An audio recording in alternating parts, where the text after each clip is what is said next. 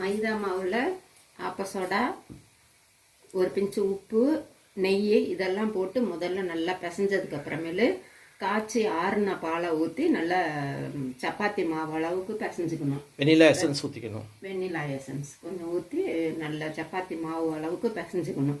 அதுக்கப்புறம் 10 நிமிஷம் ஊறணும்.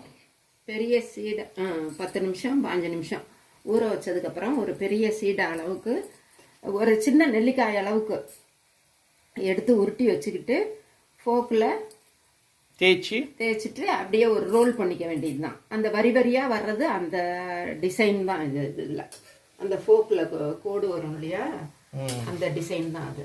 அதை எண்ணெயை காய வச்சு எடுத்து இது மாதிரி ப்ரௌனிஷாக இந்த கலர் இருக்கணும்.